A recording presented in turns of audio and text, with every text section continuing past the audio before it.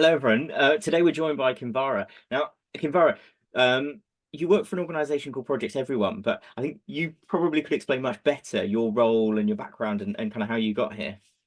Yeah, sure. So I have been working in the education space for over 10 years now, and I first started as a teacher, training as a teacher in London through the Teach First program. And I worked with some kids there, and I just made them sit down and learn maths for 90 minutes and then have a 10-minute break and learn English for 90 minutes. And I just after 2 years, I was like, this isn't, I just didn't feel like it was what education should be about or what learning should be about. So then I went to go and teach in lots of different countries around the world. And then for the past few years, I've been working at Project Everyone, where I sit as the director of the education team here. What's the sort of mission of Project Everyone? So the mission for Project Everyone overall is to raise awareness, affinity, and action for the UN SDGs. So we've got different teams within that in the organization, but specifically within the education team, what we are trying to do is help children and young people to achieve target 4.7 of the SDGs, which is education for sustainable development. So thinking about what is education for sustainable development? What does that mean? What does that look like? How does that make what does that look like for a child, for a young person? What are the skills, competencies, mindsets they need for us all to help to thrive and prosper in the planet? One of the ways you've done that is through the world's largest lesson. Do you want to sort of talk a little bit more about that?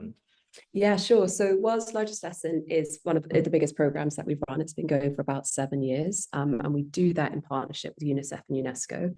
And really what we do is create free learning resources for children from all around the world, predominantly aged 8 to 14, looking at the SDGs, what topics they are, looking at the SDGs, learning about them, and then creating lesson plans and materials about each of the goals. So I'm going to jump to a really big, like fundamental question. Okay. Why are the SDGs important? Okay, well, great question. I think for me, in the education space and in the education context, they are a really, really helpful tool because what the global goals and what the SDGs help you to do is they help you to see the world in a system and how things are interlinked and interconnected. And one piece of feedback that we always get from teachers is why they're so helpful and so useful to use in an education context is because they help young people to see how those things are connected. So you explore SDG 4 quality education and how that's going to impact SDG 3 climate action.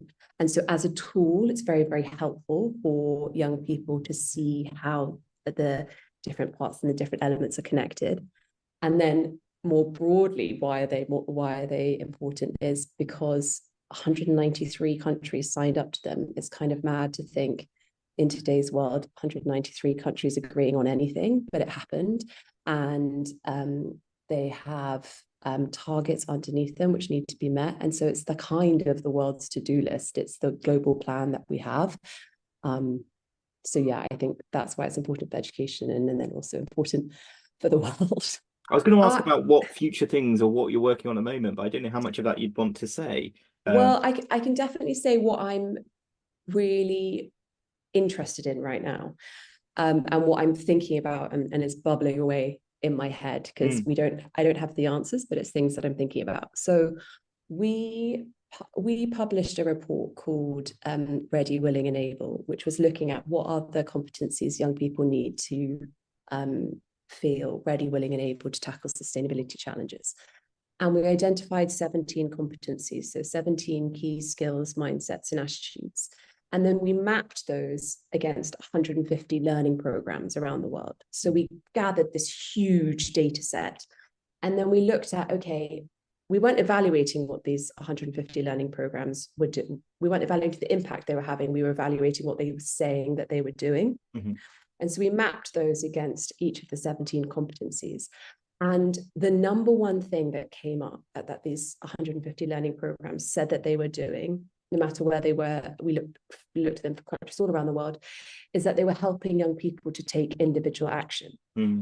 Whereas when you looked at collective action and political action, there was nothing. Okay, I shouldn't say nothing. There was like a very, very small percentage. Yeah.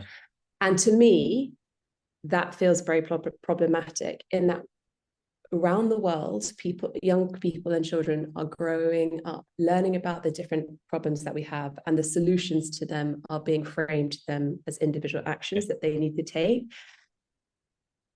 That to me is quite concerning. And other skills like systems thinking are not being so highly developed in children and young people.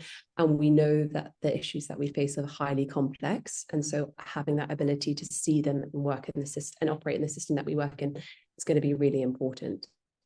So that's something that I'm interested in and thinking about. And then I'm also thinking about how do we start to understand the impact that this huge explosion in sustainability education is having on young people?